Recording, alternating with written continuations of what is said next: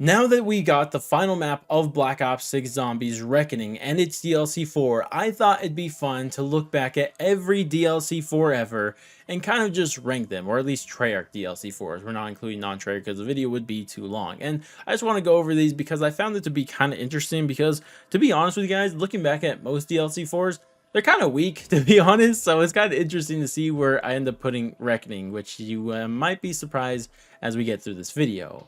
But obviously videos like this are highly opinionated, so I'd love to hear all of your guys' opinions down in the comment section below. Let me know your rankings, your reasons, or if you want to criticize mine, feel free to do that down in the comment section below too. And hey, while you're down there, might as well drop a like and subscribe and bell, but if you're really cool, you could join the channel.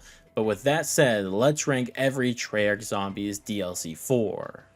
Now at number 6, and unfortunately the worst DLC 4 of all time, it's Forsaken. And I mean, I don't even dislike the map. I don't think it does anything that bad. It's just more of a problem with the game that it was inherently in, and that's Cold War. And Cold War had some major issues, especially not having a set crew and playing as operators is one of the worst decisions ever made. And on top of that, Forsaken just reused from the campaign. That hurts my soul. I hate when stuff happens like that, especially for a DLC 4.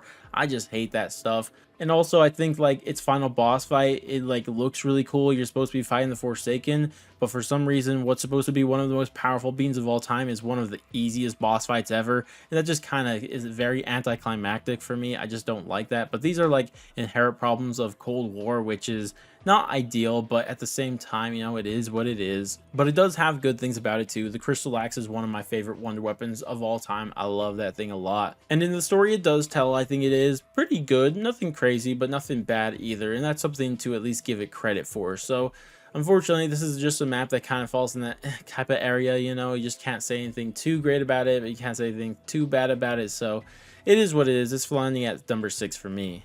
Number 5, Tog or Toten, and this is an interesting one because this is where the Ether storyline got wrapped up, and a lot of people, myself included, did not like that final cutscene at all. We did not like how they decided to end everything for our characters, and I agree to this day. I don't think that's what the ending Treyarch even wanted, let alone us as people, as consumers of the story, wanted for the story. But unfortunately, it's what we got. But even in the ending that we didn't like, it did have its bright moments, whether that be the campfire quotes or even the final walkthrough with Sam and Eddie. Like, that was a really cool walkthrough. I like that a lot. But you kind of just take what you can when it comes to the story like this. Now, as for the gameplay of it, it's Black Ops 4, so everything's overly complicated for no reason in particular.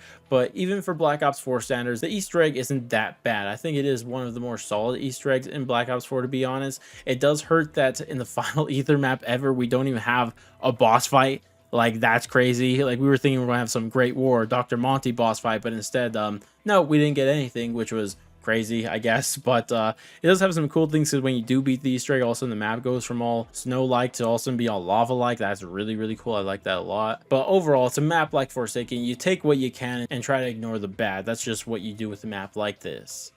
Number 4, Moon. This map is interesting because in the remake in Black Ops 3, it's actually a really solid map, but in Black Ops 1, I'm not a big fan of it, honestly. I think that it is really annoying to play on Black Ops 1 because of various reasons, but I don't want to get too much into that. Instead, I want to talk about things I actually like about this map, and one thing I really like is the Easter eggs, because it has 2 main Easter eggs. Also, you do the Richtofen side, and then after that, you do the Maxis side, which is really cool. I like that a lot, going from Richtofen controlling all the zombies to then Maxis destroying the earth, which is a lot of fun. You'll never really beat that one, but overall I do like the map, and if it just wasn't so RNG focused with its Easter egg, it would be a better Easter egg. But it's Black Ops 1, so it was early days for Easter eggs, so they're still trying to figure out what works for an Easter egg and what doesn't, so it is what it is. But overall, really solid map. I love that we're playing on the moon. I love that we had zero gravity, a lot of good stuff that was there. Overall, solid map, but just it is what it is.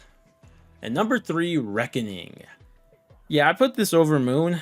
I don't know if that's a bad decision, but I just love the gameplay of Reckoning. I mean, it has its major problems. The story is something. I don't even know what to say about the story of Reckoning. And also the Wonder Weapon being super underwhelming isn't great, but with that said, I think its Easter egg is so freaking cool. I love doing the Easter egg of it. The layout of the map is super unique and stuff like that. I like it a lot, but probably the reason why it's kind of where it is because it has 2 possible boss fights in the same map. I mean, it's not 2 different Easter eggs, but it's 2 different boss fights. You'd rather fight the Sam AI or Richtofen?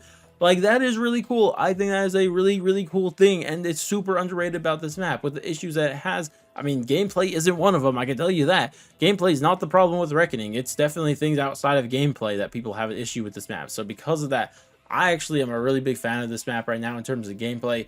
It's just the story's been dragging it down into the depths of hell right now, which we're trying not to focus on too much for this ranking, but that's where it lands for me.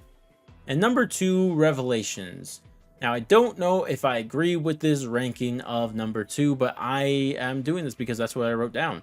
So anyways, the coolest looking map of all time, I think, like just being in space looking area. I mean, I guess is Argartha, but it's like a really cool looking area, jumping from island to island, seeing all the previous maps like that. The flow of the map is immaculate. A lot of really cool things to like about this map. Having some of the most OP wonder weapons ever on this map is a ton of fun too. I know people say it makes the map too easy. I love stuff like that. That is crazy. I love just going crazy with DLC 4s, and that's what they did with this map.